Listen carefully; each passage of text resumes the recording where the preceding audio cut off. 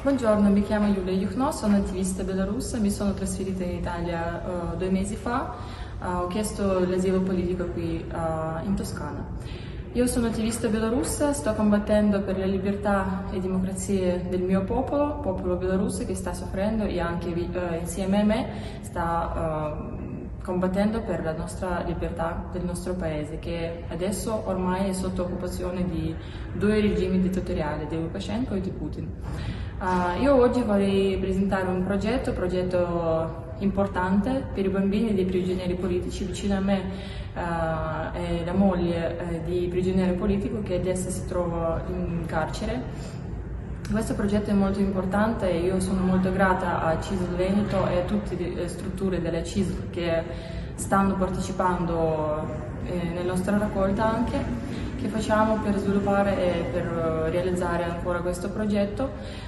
Ci sono 33 persone che sono arrivate in Italia 2 settimane fa, per 3 settimane, allora tra qualche giorno vanno via.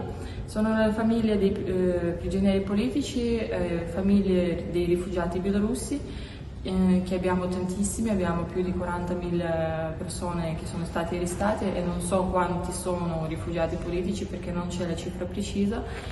E io ho fatto questo progetto per aiutare i bielorussi che non hanno aiuto da nessuna parte, e allora noi con Veneto e con le altre regioni che hanno partecipato abbiamo realizzato alla fine questa importante iniziativa e voglio ringraziare di nuovo alla CISL, voglio ringraziare al Centro Morasini, ad Anna e a tutti quelli che ci aiutano e ci ospitano, e anche all'amministrazione di Venezia, comune, e tutti quelli che hanno organizzato gli eventi e tutte le altre cose per noi, per i bambini. Siamo molto felici a stare qui e io continuo a combattere per la libertà del nostro paese, della Belarus.